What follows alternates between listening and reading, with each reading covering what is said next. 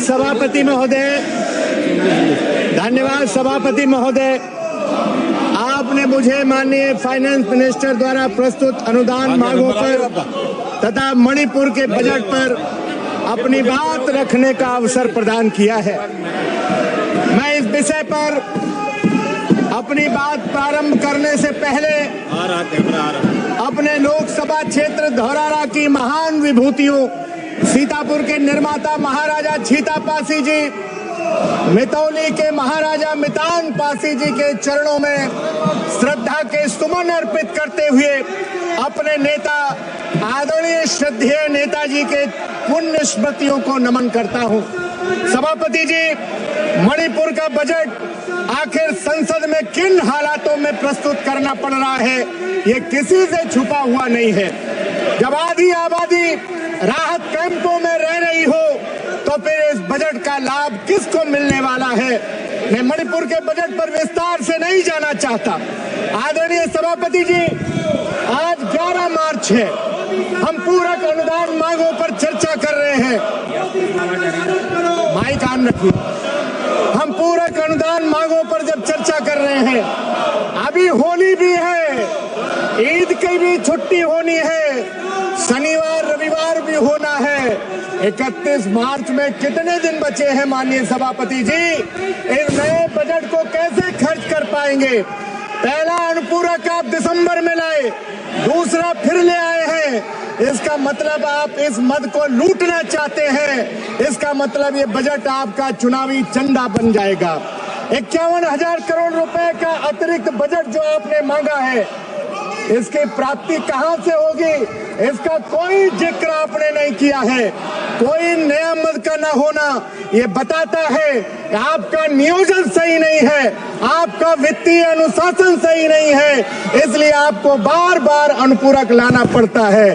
खाली भाषण आपके पास है। प्लानिंग कमीशन की जगह नीति आयोग आपने बना करके जो नीति आयोग बनाया है वो बेईमानी साबित हो रहा है। इसलिए सभापति जी, मैं सरकार से जानना चाहता हूं, वादा किया गया था उजालों का क्या हुआ? जन्नत के उन हसीन हवालों का क्या हुआ? साहों की सैर के लिए रास्ते तो बन गए, लेकिन आवाम के पैर के छालों का क्या हुआ? आदरणीय सभापति जी, जब माननीय वित्त मंत्री जी जवाब देंगी तो मैं ये जानना चाहूंगा कि वित्त मंत्रालय की रिपोर्ट कहती है, जो मैं ले करके आया हूं, कि यूएसएड जो कि बंद हो गया है, और वित्त मंत्रालय की रिपोर्ट कहती है कि यूएसएड का पैसा भारत की आर्थिक परियोजनाओं में लगा है। जब यूएसएड बंद हो गया तो क्या वो परियोजनाएं बंद हो जाएंगी? मसलन क्या उन सारी परियोजनाओं को रोक दिया जाएगा? वित्त मंत्री जी जब जवाब देंगे तो उसको बताने का काम करेंगे।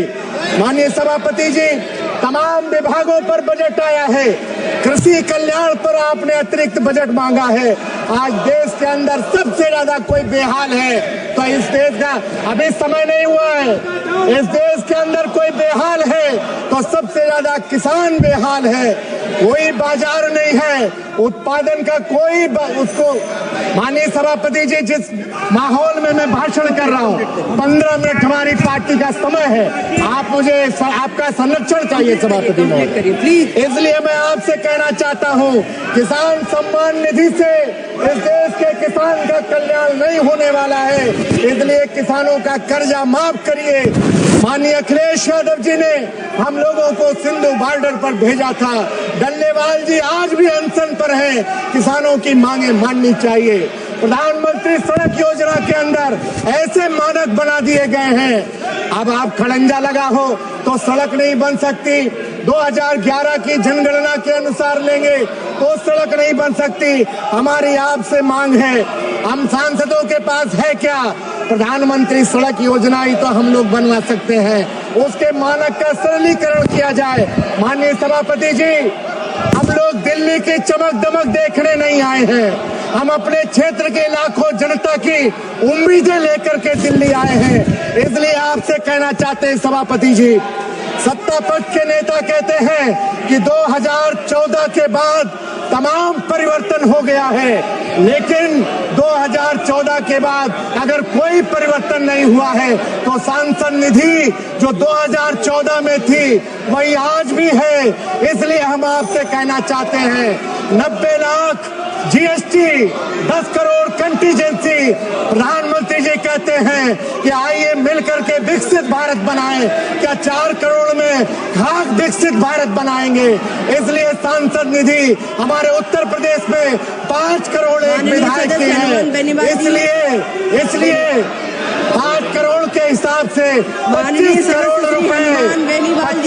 रुपए सांसद निधि की जाए। इसलिए सभापति जी आखिरी बात कहते हुए, तुम्हारे पांव के नीचे कोई जमीन नहीं। कमाल ये है कि फिर भी तुम्हें यकीन नहीं। मैं इन बेपनाह अंधेरों को सुबह कैसे कहूँ, मैं इन अंधेरों का अंधा तमाशबीन नहीं। बहुत बहुत धन्यवाद। और थोड़ी देर बैठना पड़ेगा।